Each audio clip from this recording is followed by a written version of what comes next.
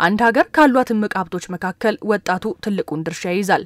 ከ70 በመቶ በላይ የሚሆነው የህብረተሰብ ክፍል ወጣት እንደሆነ በሚታመንባት ኢትዮጵያ የሀገርን ዘላቂ ሰላምና እድገት ለማረጋገጥ እየተደረገ ባለው ብርቱ ጥረት ወጣቱ በርካታ ስራዎችን እየሰራና በልማትም ላይ ተሳታፊ እየሆነ እንደሚገኝ ሀገሬን እገነባለሁ ኃላፊነቴን እወጣለሁ በሚል መሪ ሀሳብ በተካሄደው ከተማ አቀፍ የወጣቶች የውይይት መድረክ ላይ የተገኙት የሰላም ሚኒስትር ዴኤታው ዶክተር ኬረዲን ተዘራ ተናግረዋል።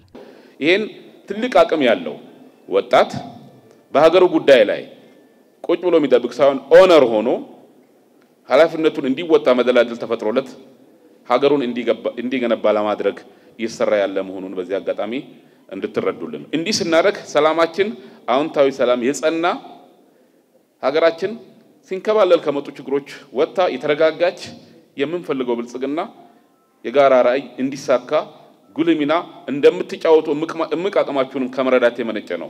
በተለያዩ የማህበራዊ ሚዲያ መድረኮች የሚነዙ የሐሰት ፕሮፓጋንዳዎችና እውነታ ላይ ያልተመሰረቱ ትርክቶችን በማራቅ ወጣቱ ለሰላምና ልማት የሚያደርገውን ትግል መቀጠል አለበት የሚል ሐሳብ ያነሱት ደግሞ የውይይቱ ተሳታፊዎች ናቸው። እንግዲህ አልጎሪዝሙ የሚሰጠንን ነገር ነው የምንከተለው። እንግዲህ አልጎሪዝም ማለት እንደ አንድ ሪሲፒ ብናስበው እንደ ምግብ ሪሲፒ ብናስበው የምንወደውን ነገር ነው የሚሰጠን ማለት ነው፣ ወይም ደግሞ የምናየውን ነገር ነው ማለት ነው። ስለዚህ ጭንቅላታችን ሁሌ ፊድ የሚያደርግልን ያንን ስለሆነ ማለት ነው። ስለዚህ መጀመሪያ የምንወደው ነገር ምንድነው፣ ምን ማየት አለብን፣ ምን መረጥ አለብን የሚለው እንደ ወጣት አይተን አገናዝበን ማየት የሚጠበቅብን አይተን መሄድ ይገባል። ማየው ነገር እኔ የሚያሳድገኝ ነው ሀገሬን የሚያሳድግ ነው ብዬ ቆመ ብዬ ማሰብ ይጠበቅብኛል። ከዛ በኋላ እነዛን ነገሮች አለመስማት በራሱ አንድ አስተዋጽኦ አለው።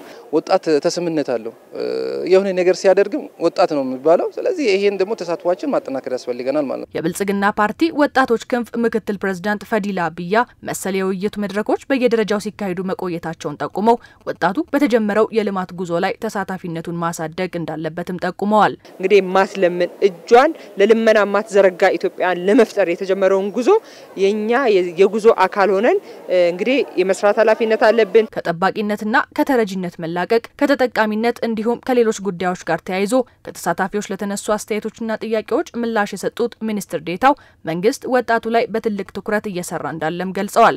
መንግስት በጠባቂነት ላይ የማያወላውል እርምጃ እየወሰደ ነው። ተረጂነት የሚለውን ነገር ምን ያደርግ ነው?